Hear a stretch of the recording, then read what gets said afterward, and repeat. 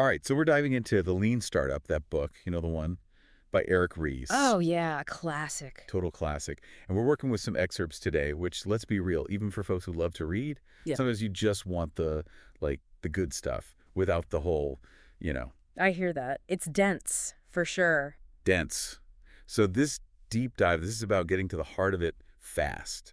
Absolutely. And one of the things I love about how Reese kicks things off is he just throws out this whole idea that you need to be like in a garage wearing a hoodie to be a real entrepreneur. Right, like Intuit is in the book, Like that. as in TurboTax, the tax people. It's right there in the text. Intuit is not a typical startup, but They needed this stuff. they needed it. They were working on this new product, SnapTax, which now is like, duh, obvious. Yeah, but back Yeah. then, taxes on your fee phony. Wild.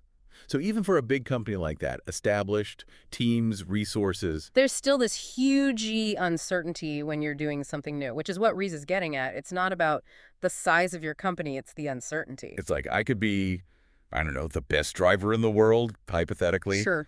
But if you drop me in the middle of the desert, brand new car, Yeah. no map. You're going to learn some stuff the hard way. Exactly. Which is, I guess, kind of the point. Like this validated learning idea, it's not just building, it's learning how to build the right thing. 100%. And, you know, speaking of learning the hard way, this story always comes to mind because it's like right from my own backyard, back when IM was everything. AM, MSN, all that. Oh, yeah, I remember those days. We had this idea, right? Avatar chat, like 3D characters hanging out virtually. Okay, kind of ahead of its time, but Way ahead. But we were so sure people wanted it. Like, IM add-on, boom, instant success.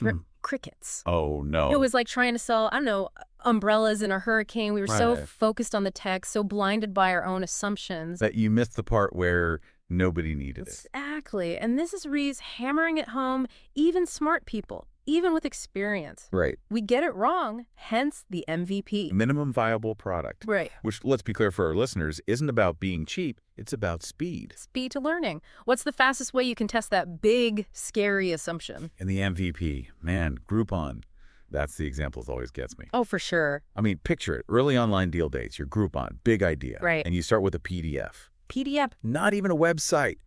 Brilliant. The first Groupon was like 20 people, pizza. That's it.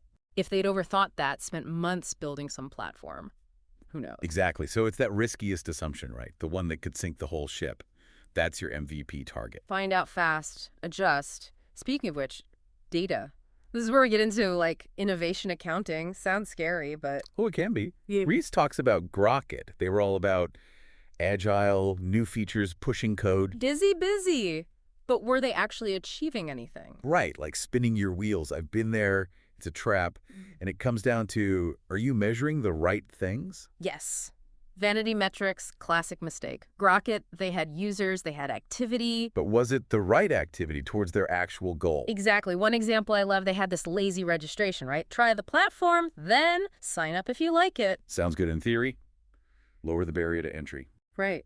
Except when they tested it, making people register up front, no difference. None. No way. Turns out the registration wasn't the problem.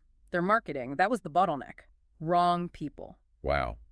So even with good intentions, even with data, sometimes you got to pivot, which pivoting, that's a tough one, right? Like admitting defeat almost. Yeah, it can feel that way, but Ray's is clear. It's not failure, it's course correction. You're learning. And he's got this example, Vodacin. They were trying to build like a social network, but for verified voters. Interesting idea, timely too, and they were seeing some success, which is almost worse. Oh, I know that feeling, right? If something's dead, it's dead. But that little bit of traction. Makes you want to keep pushing. But that's where that discipline we talked about, the innovation accounting, they weren't just looking at growth, it was the engine of growth. Are people sticking around, coming back, inviting friends? Because if it's not catching on, even if it's growing a little, Pivot. And they did, multiple times, each one faster than the last, which I find fascinating. getting good at pivoting, that's kind of meta, right? But it makes sense. The more you do it, the more you experiment, the more data you gather, you get better at recognizing what's working, what's not. So it's like the lean startup, even just these excerpts, it's not just tools, it's a whole different way of thinking. Exactly. Embracing uncertainty, problems become learning opportunities, you're always iterating, trying to find that perfect fit for a real business, a sustainable one. And the thing is, Rees doesn't just say, this is for startups. He's like, big companies, the giants, they need this too to stay in the game. 100%. The world's moving too fast. Being able to adapt, innovate, that's not optional anymore. So to wrap up here, for everyone listening, what if you took this stuff not just for startups, but your work, your projects? What are you assuming that you haven't tested? What could you experiment with quickly and cheaply to get some real-world feedback? Because that's what it's all about, getting out of your own head, out of the building, seeing what really resonates. Because if it's not resonating, how do you even know you're building the right thing?